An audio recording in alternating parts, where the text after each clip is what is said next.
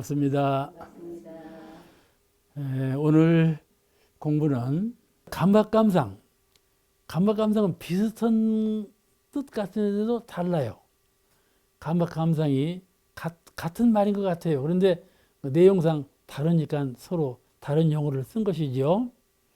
감각은 생활하는 사례가 안에 즉각적으로 깨달은 거예요. 아, 그렇구나 하고 딱 깨친 것이 있어요. 그것을 기록해 놓는 거예요. 감각은. 감상은 다른 사람이 한 일, 처음에 이렇더니 과정을 이렇게 해서 결과가 이런 결과가 나타났구나. 이걸 소설 읽는 것처럼 쭉 개통이 닿지요. 이게 추리하는 것이죠. 추리하는 거예요. 이 얘기거리가 있어. 감상은 그런 거예요. 내가 해도 그래요. 내가 무엇을 만나서 이런 생각이 나고 이렇게 베풀고 했더니 결과가 이렇게 되었구나 하는 것이 이 얘기처럼 쭉 엮어지는 것이 있죠. 이게 추리하는 거죠. 아, 내가 그때 그 사람 만나고 이렇게 했구나. 그러죠? 하나의 역사예요. 이야기고. 이런 시와 종 또 과정 이것을 한 그대로 쓰는 거예요. 이게 감상이에요. 감상.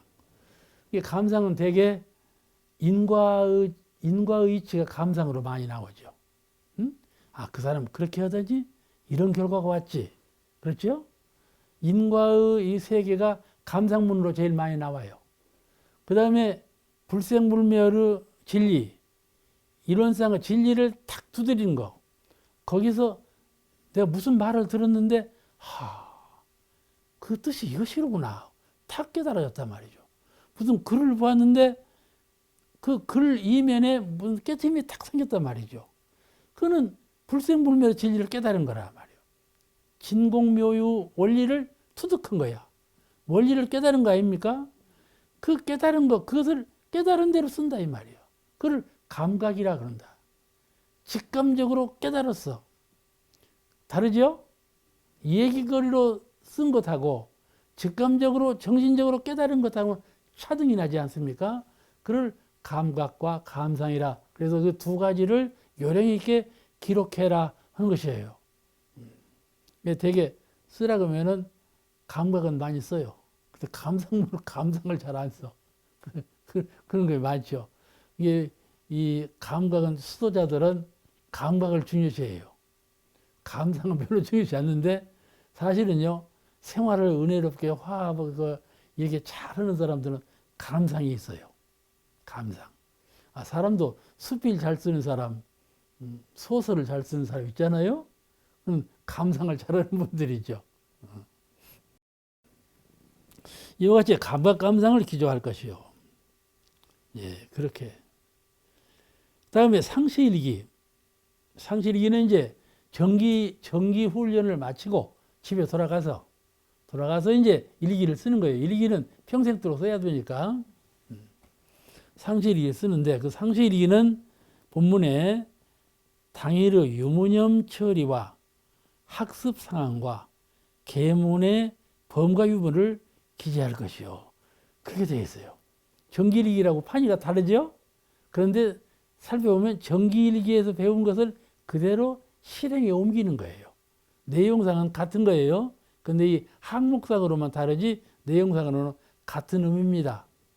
정기 훈련 때 정기일기로 배운 것을 상시 생활할 때 생활하는 것으로 바꿔서 항목을 바꿔갖고 이제 기재하는 겁니다. 이제 설명 들어보면 다 아셔요.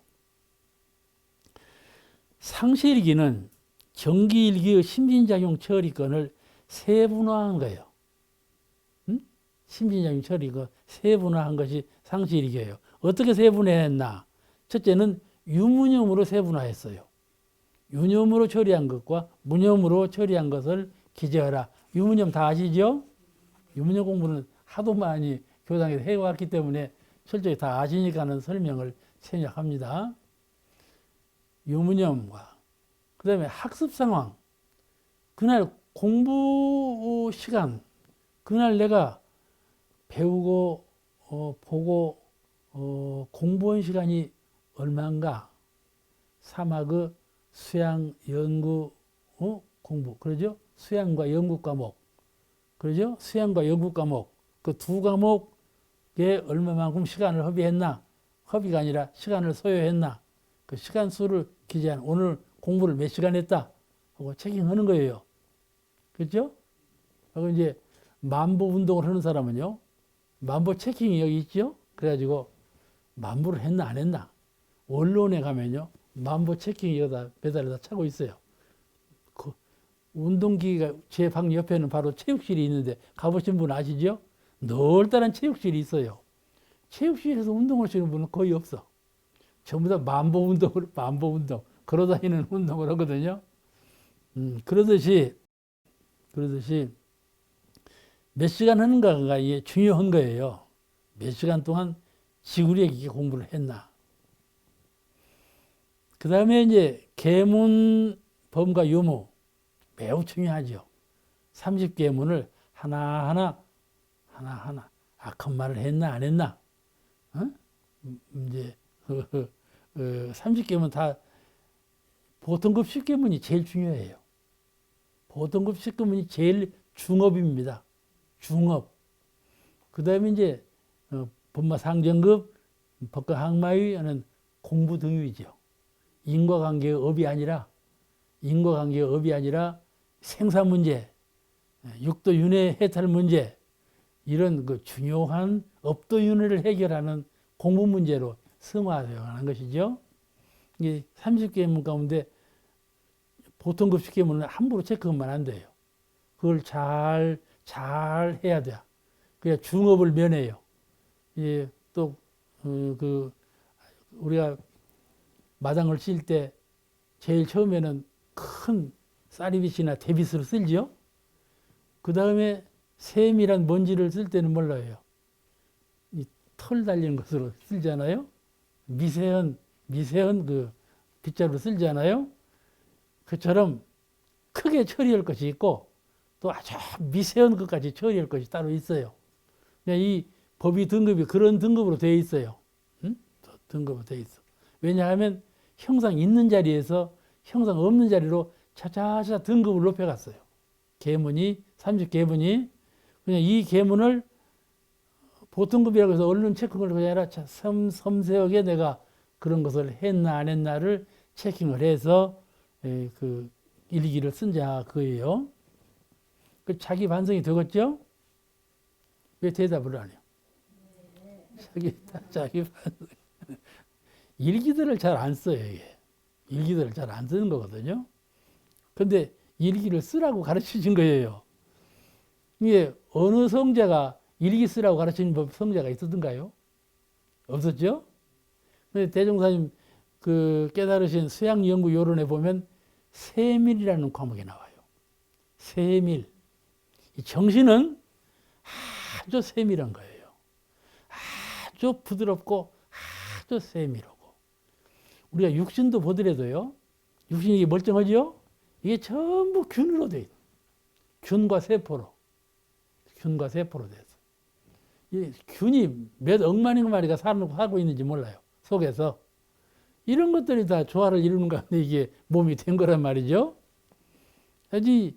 이 마음도 아주 세밀한 거란 말이죠. 이 밀밀한 그러니까 대명산 법문에 비루 말 한마리가 비루에 걸리면 죽는단 말이죠. 그와 같이 이 마음 공부라는 것은 세밀하게 해야 닦아진다 이 말이에요. 이 큰 빗자루로 쓰고 세밀한 아주 부드러운 빗자루로 쓰는 것처럼 이 마음을 닦아야 하는데 그런 것이 30계문에 다 나와 있어요. 30계문에 세밀하면 다 나와 있어요. 이것을 그 유심으로 잘 체킹하면 자기가 공부를 어떻게 하고 있는가가 반성이 되는 것이죠. 그 다음에 이제 이렇게 해서 이제 일기죠. 상시일기를 쓰고 그 다음에 주의. 요즘은 주의를 잘해야죠. 그죠? 주의 잘못하면 그냥 금방 죽어요. 어떻게 그냥 치연이 작용하는지. 노인들도 주의 잘해야지 안 넘어지지. 넘어지면 돌아가시니까. 그렇잖아요. 우스갯소리인데 주의. 이 문명이 발전할수록 주의라는 조항은 훨씬 더 높이 대두되는 거예요. 주의 같은 걸 넣어놨나? 그러죠? 그렇지 않아요. 이 상시 훈련법에 보면 무엇은 주의할 것이요, 뭘 주의할 것이요, 주의할 것이 하도 많아요. 그렇잖아요? 주의. 본문에 사람의 육군을 동작할 때 하기로 한 일과 안 하기로 한 일을 경우에 따라 잊어버리지 아니하고 실행하는 마음을 이루며 하기로 한 일과 안 하기로 한 일을 잘 가늠해서 잊어버리면 하기로 한 일 안 해버리고 안 하기로 한 일 해버리고 잊어버리면 그러지 않아요. 챙기는 마음을 가지고 이걸 잘 공부했는지를 살피라. 그것이 바로 주의 공부다 그런 말이에요. 이 밖으로 경계를 주의하고 내 행동을 주의하고 하는 것만 주의가 아니고 자기가 작심해서 하기로 한 일과 생활과 공부와 사업 간에 하기로 한 일과 안 하기로 한 일을 정해놓고 하기로 한 일을 마음을 챙겨서 했으면 하기로 한 일을 마음을 챙기지 못하고 못했으면 이것을 주의심을 갖고 행하라 그 말이죠. 이 주의에 대해서는 다음에 상시훈련법에서 자세히 나와요. 그냥 그때 설명을 드리기로 하고 그런 주의에 대해서 주의하는 마음을 가지고 공부나 생활과 사업 간에 실행을 해야 된다는 말씀으로 설명을 마치겠습니다. 조행, 끝에 조행이 있죠. 조행. 사람으로서 사람다운 행실까짐을 이름이니 이는 다 공부인으로 하여금 그 공부를 무시로 대조하여 실행에 옮김으로써 공부 실효과를 얻게 하기 위함이니라 그랬어요.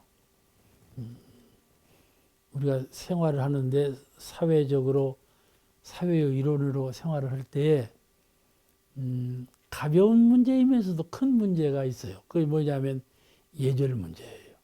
예절을 지키는 일. 더우니까 그냥 난방을 입고 가버린단 말이에요. 나는 더운데 난방 입고 가버리면 되지 않아요? 근데 이 난방 입은 것이 파급 효과가 어떻게 되는가? 그 예절이거든요. 남 앞에 어떻게 보이겠나? 남 마음에 실증을 내겠나? 좋게 보이겠나? 하는 것을 좀 판단할 줄 알아야지. 자기 마음대로는 자행자지죠. 그렇잖아요? 예절을 지켜야. 이게 조행에 속하는 거예요. 예절도 좀 세밀해야 돼요. 대충대충만 해서는 안 되죠. 공부인의 예절은 좀 세밀해야 돼요. 그 다음에 염치가 있잖아요. 염치 없이 뭐 해버린다는 말이에요. 염치 없이 취해간다는 말이에요. 그잖아요? 콩나물 끓이겠는데, 먼저 가져가는 사람이 콩나물 싹 건져가 버렸단 말이에요. 그러면 나중에 먹을 사람은 어떻게 먹을 거야? 국물만 남지 않아요. 그 염치요, 그것이 염치. 이것은 한 예가 그렇지만은 다른 일에도 얼마든지 이런 일이 있어요. 상대방하고 대해서 염치가 있어야 하는 것이고. 질서 일본 사람이 한국 사람보다 훨씬 잘 지켜요. 일본 가면 애들도 어린이도 그 기차 타고 이게 생활하면서 보면 참 일본 사람 질서를 공원에 가서도 하는 거 보면 영 다르게 질서를 잘 지켜요.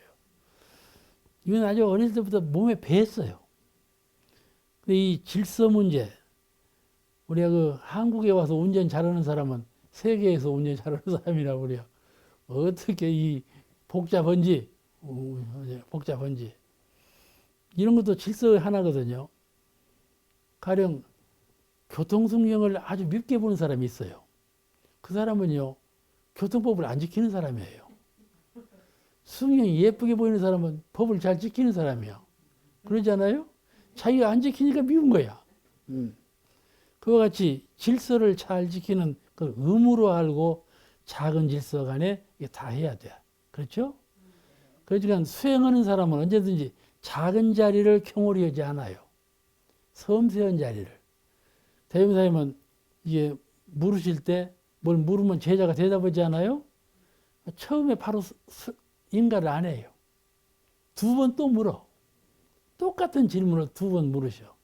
그래가지고 응답을 들으시고 인가를 하거나 인가 않거나 그러죠. 그거는 한 번 이렇게 대체로 해서 한 번 끝나고 그 다음에 하는 것이 주밀이에요. 주밀. 그 수양 연구요에 보면 그게 나오더라고요. 왜냐하면 이 정신의 세계가 그랬어요. 정신은 물 같아요.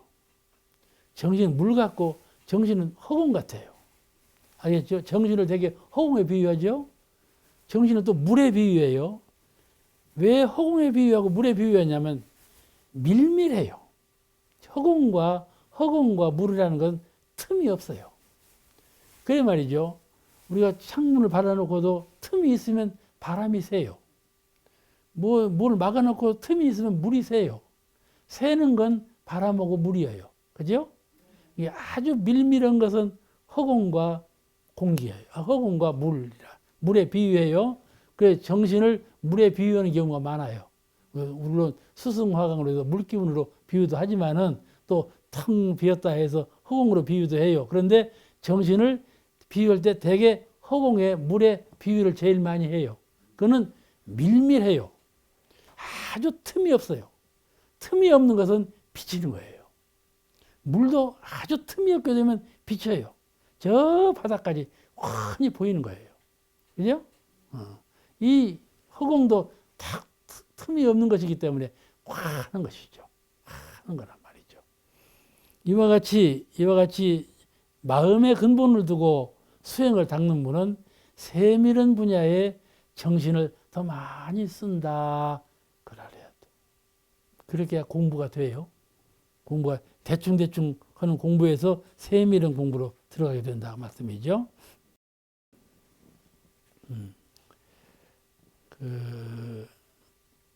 또 교양 문제, 상식 문제 여러 가지 등이 있죠. 이런 일에 대해서 조행을 잘 갖춰야 되지 않겠어요? 그 다음에 이제 그 정기훈련법은 거기까지 해서 12개 항을 다 설명을 드렸습니다. 그 다음에 나오는 것이 이제 상시훈련법이에요. 정기훈련 기간 동안 3개월 동안에 이 대충 내용으로 훈련의 기본 틀을 받고 3개월 동안 꼼짝 못하고 하죠. 그래가지고 자유해방된 이제 생활정선으로 나가잖아요. 이게 문제죠. 그야말로 광야에 나가는 것이죠. 열린 세상에 나가는 거예요. 다시 말씀드리면 제약이 없고 자유무대에 나가는 것이죠. 자유무대에 정신 차린 사람이라 해야죠. 자유무대에서 자영자주하는 사람은 참 볼 것 없는 사람 아니겠어요? 상시훈련법. 다음에 나오는 것이 이제 상시훈련법이에요. 얼마나 세밀하게 했습니까? 왜냐하면 당대의 부처님 만들도록 부처님 미루는 것을 후생으로 미루지 않고 당대의 부처님 만들도록 이렇게 법을 제정하셨으니까는 업도 그런데요. 지금 문명한 세상은 금생에 지은 업을 후생까지 가지고 갈 것이 없어요.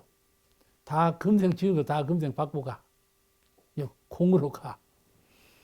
그와 같이 이 상시훈련법은 아주 세밀하면서 생활에 밀착해 있어요. 그러니까 공부와 생활과 사업을 일치성 있게 하는 것이죠. 이제 이 대의를 말씀드리면 공부인에게 일상생활을 통해서 일상생활이 제일 중요하죠. 통해서 상시로 수행을 훈련시키기 위해서 상시의용 조의상 6조를 하나는 교당내왕시 상시의용 조의상 6조하고 교당내왕시 주의상 6조 이 두 가지를 상시 훈련법에 정해 놓으신 것이에요. 그 다음에 그동안 그 안에 상시응용 주의사항에 대해서 말씀을 드리면 저도 이 성리설이라고 하면 좀 능하게 잘하는데 이런 세밀한 분야에 들어와서는 설명을 잘 못해요. 설명을 잘 하려고 해도 그냥 그렇게 감동적이지 못해요. 그런 점을 이해하시기 바랍니다. 상시 응용 주의사항 본문 응용하는데 온전한 생각으로 취사하기를 주의할 것이요. 이 말씀 많이 들으셨죠? 많이 또 우리가 응용하는 말이고 이 사막이 함축된 말이기 때문에 대단히 쉽고 간명하고 실용적인 말이 되어서 이 말씀을 원불교 교인이라면 누구나 알고 계시죠. 제1조예요. 응용한다는 것은 응해서 쓴다 그 말 아니에요?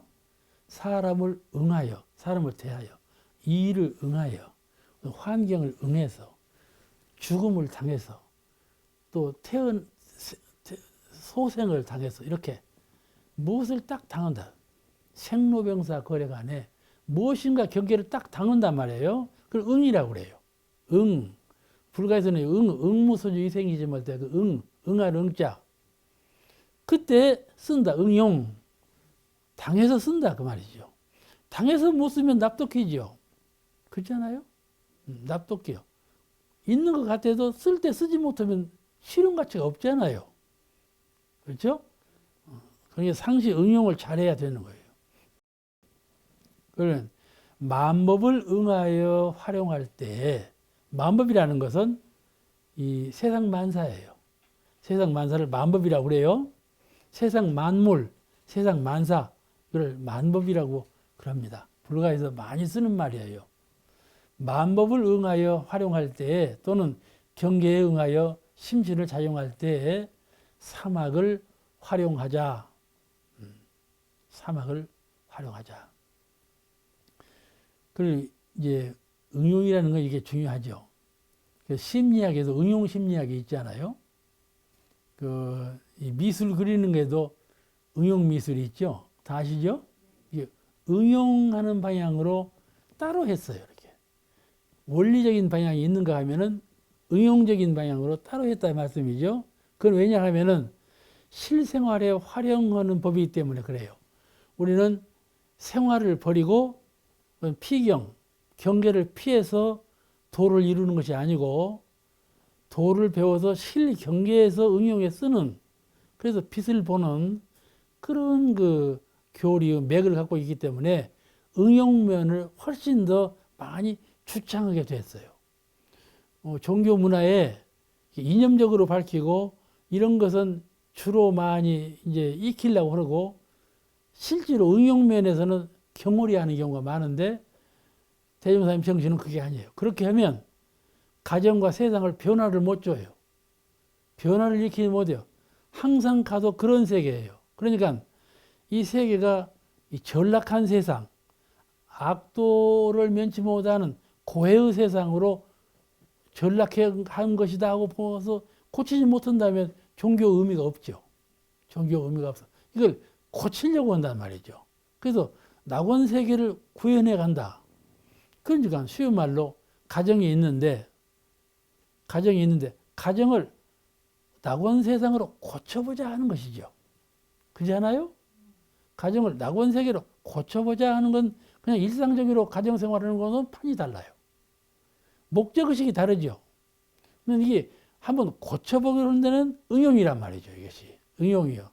실제로 나에게 유용 가치가 있는 것은 응용하는 데 가치가 있다 이 말이죠. 그렇지 않으면 이 변혁을 시킬 수가 없죠. 그래서 우리 원불교 이념에 맞도록 하려면 이 응용을 잘하도록 이런 면의 법이 많이 발전되어 있습니다. 원불교 법은 그런 면이 훨씬 더 발전되어 있는 종교예요. 원불교가.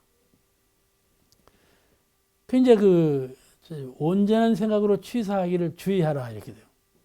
온전한 생각으로 취사하기를 주의하라 이 말씀을 많이 들으시고 배우신 말씀이기 때문에 설명을 특별히 드릴 필요는 없겠지만은 경계를 대할 때마다 마음을 멈춰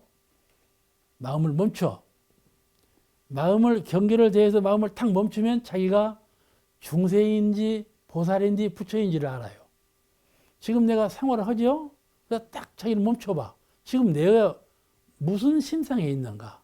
지금 내가 어떤 처지에 있는가? 내 정신 상태가 어떤 상태 딱 멈춰보면 그때 내 마음이 지금 어느 곳에 있는가를 판단이 돼요. 그때 내가 중생보를 받고 있구나. 내가 보살도를 받고 있구나. 불도를 형성하고 있구나 알아요. 내가 범연을 볼 때는 부처님 같아요. 보살 같지요. 수행자로 인정을 해요. 그런데 실제로 생활을 하다가 딱 멈추고 그 자리를 보면 내가 어느 곳에 있구나를 자기의 주소를 분명히 안다. 그런 말이에요. 그만큼 멈춘다. 어느 유명한 철학하는 분이 원불교에 오셔가지고 사회 철학가예요. 이제 강의를 1시간 허칠하게 하는데 자기 원불교 소감을 얘기할 때 이 우주를 칼로 탁 자르면 자른 그 자리가 이런 상이다. 그런 말 하더라고. 이게 그분도 원불교에 와서 이런 상에 대해서 연말을 했겠죠. 자기가 철학하는 한계 내에서 한 말이겠지만 이제 자기를 딱 멈춰본단 말이죠. 멈춰봐. 그 자리가 멈춰서 중생이건 중생이건 상관없어요. 내가 중생이었구나. 그걸 알라고 하는 건 아니에요.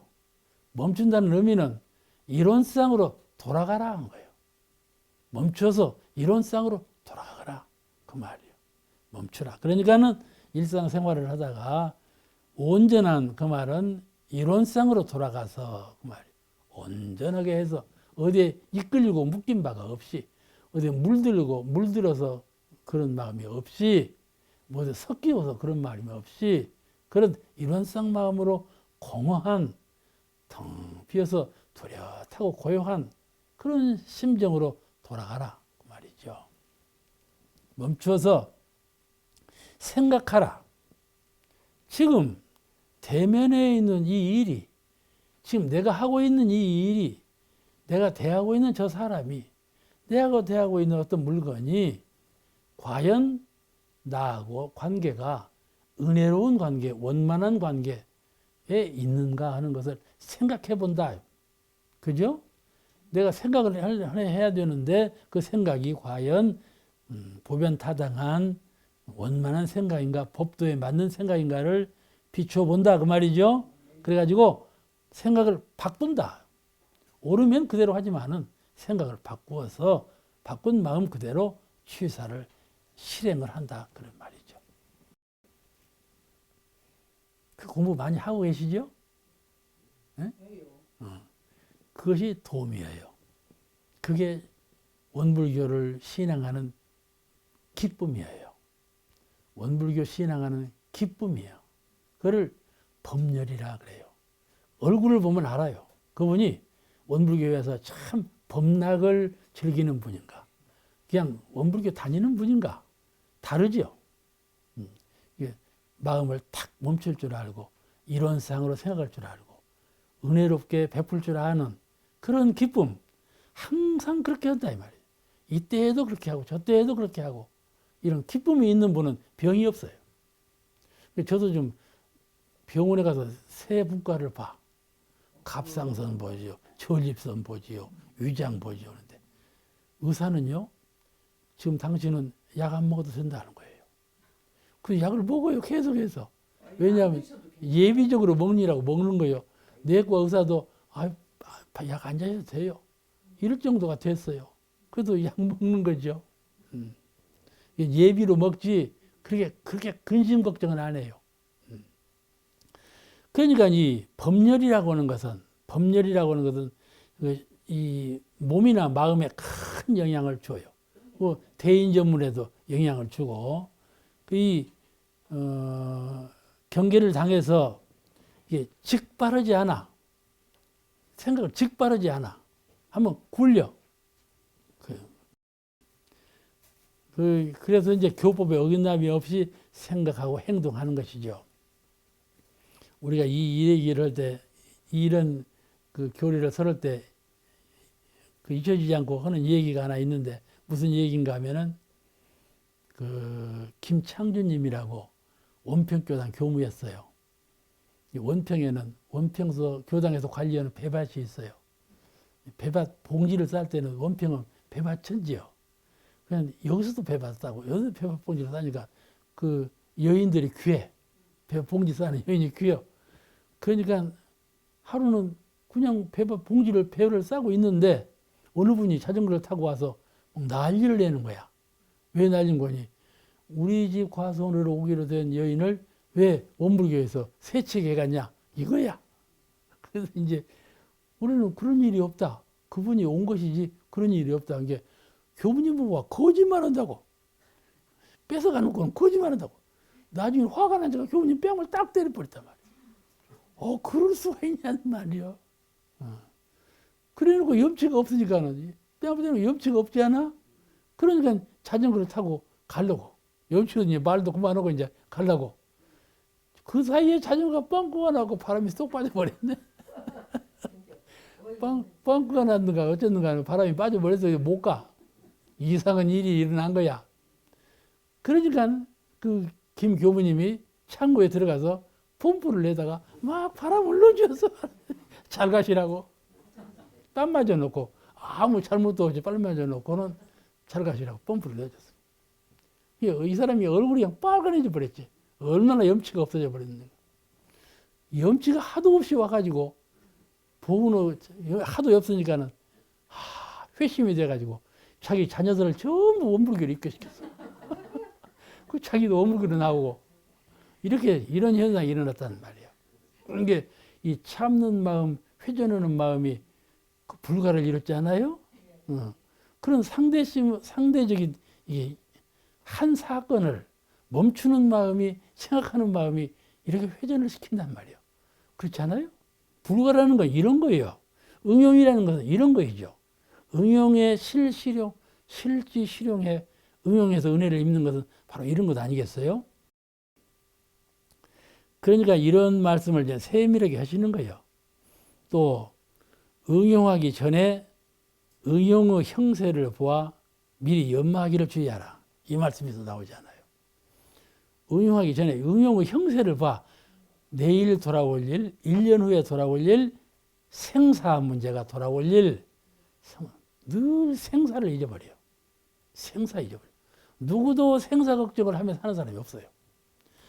죽을 때 죽지. 그것을 미리 해. 그러고 살아요. 그죠? 여통은 없죠. 죽을 때 일을 뭐대로 그렇게 해요. 살 때 살 뿐이지. 이렇게 생각하는 사람이 참 많아요. 죽을 때 일이 미리 걱정하면 그냥 걱정꾸러기지요. 걱정을 사서 한다. 이렇게 생각한단 말이죠. 근데 미리 준비하면 창왕전도 오지 않지요. 죽을 때 슬플 일이 없고 공포심이 없고 그렇지 않아요?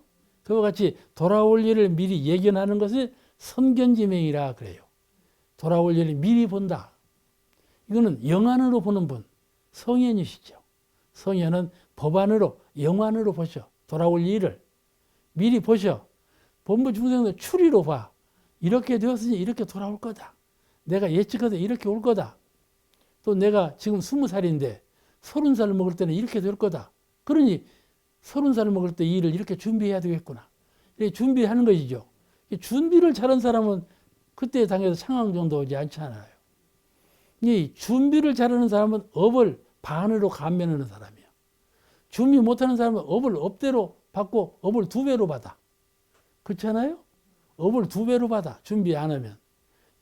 여기 말씀은 응용하기 전에 응용 형세를 미리 보고 연마하기를 주의하라. 그렇게 가르치신 거예요. 그냥 이 일을 당해서 사막으로 회전시켜서 그 일을 해서 오는 것도 중요하지만은 미리 돌아올 일을 예견해서 준비하면 사막 공부를 힘들이지 않고 해도 가능하다. 그 말이에요. 딱 당면에서 사막으로 오려면 애써야 돼요.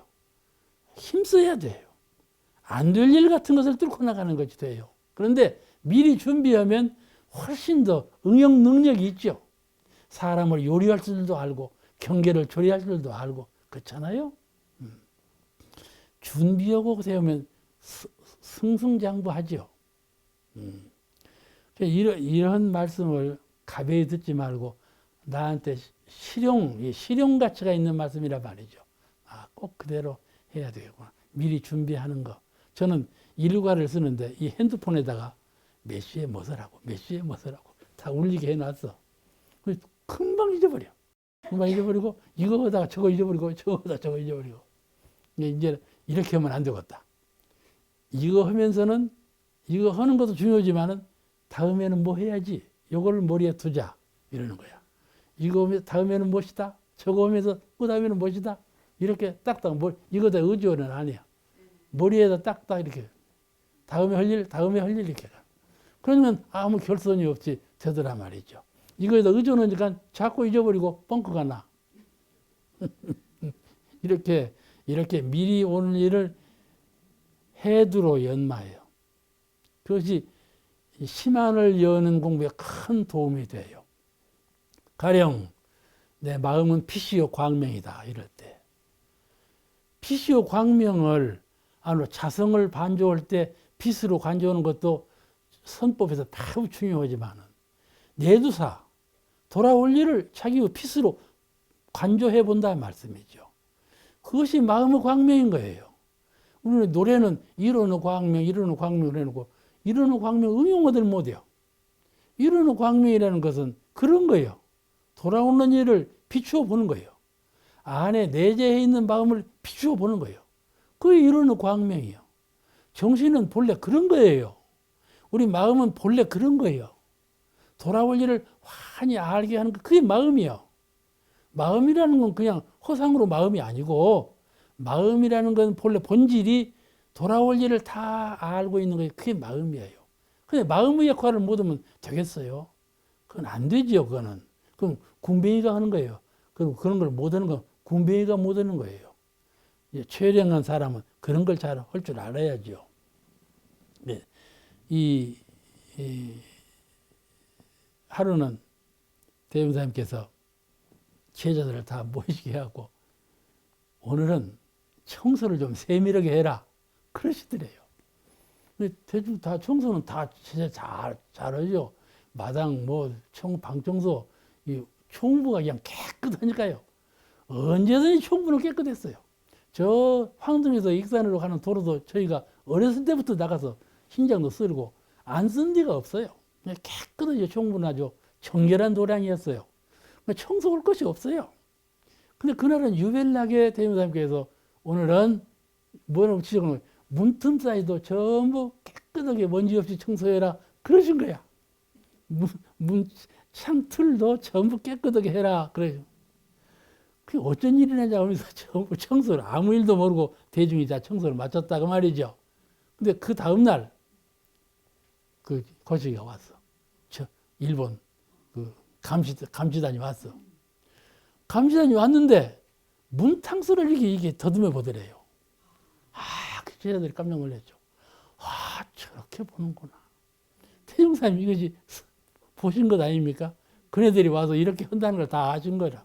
이게 그때까지 다 청소를 시키신 것 아니겠어요? 그네들이 하는 말이 불법연구회는 나라를 맡겨도 능히 할 만한 나라 교단이다. 이런 말을 그때 한 거예요. 그러잖아요? 이게 그 선견지명, 부처님은 그렇게 보시지만 우리는 추리적으로라도 그렇게 해안을 가지고 미리 봐야 한다. 그런 말씀이죠. 급변하는 현 사회를 보세요. 이거 참 사회가 어찌 될지 모르겠어요. 이것을 잘 볼 줄 알아야죠. 우리도 어떤 분은요, 한국이 무서워서 이민 간다는 사람도 있다고 그렇게 얘기하고 흠결있게 말하는 분이 있어요. 이런 말은 너무나 벗어난 말이죠. 벗어난 말이에요. 이건 사리를 모르는 얘기죠. 회피하는 얘기인데 우리가 그런 자세로 한국 내에서 국민으로 살면 안 되죠. 무엇을 회피하는 마음으로 산다는 것은 그건 종교인이 아니에요.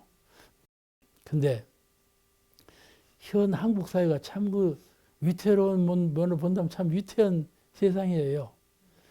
그래도 우리 대종사님께서 정산종사님께서 앞으로 오는 세상은 전쟁이 없는 그런 문명한 세상이 온다고 예시하셨잖아요. 그런 믿음을 가져야죠. 첫째는 믿음을 가져야 해요. 그러니까 이런 그 상황, 이런 상황에서 그런 평화 의식이 움터나지, 이런 상황이 되지 않으면 평화에 대해서 각성이 없어요. 그 평화가 오지 않는 거예요.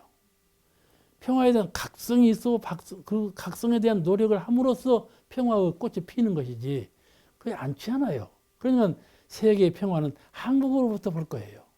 세계의 통일도 한국으로 인해서 되고요. 그 나라 국기가 이렇게 가운데로 나눠졌는가는 몰라도 이것이 생태 현상이잖아요. 근본 원리가 그런 건데, 그러니까는 앞으로 오는 세계 세상의 전망을 이렇게 암담하게 보지 말고 어떻게 하면 지혜롭게 은혜롭게 풀어갈 것인가에 대해서 잘 뚫고 나가야 이것이 이제 참된 원불교인이고 한국인이라고 문명을 창설해가는 선지자라고 볼 수가 있죠. 우리는 그런 견해 속에서 살아가야 할 것이라고 생각을 해요. 이것이 응용하기 전에 내두사 돌아올 일을 미리 예견하는 그런 안목이에요. 이런 트인 안목을 갖는 것은 아주 초월한 등차 있는 세계상에서 등차를 벗어난 그런 아주 훌륭한 인격이죠. 그런 인격체를 가지고 이 세상을 살아야 된다고 그렇게 생각을 해요. 우리 중생계에서 지어놓은 업이 무섭다 하죠. 이 상식응용 주의상 2조만 잘 실행해도 중업은 경험으로 바뀌어요. 중업이 경험으로 바뀌어요. 그런 신념으로 공부해 가십시다.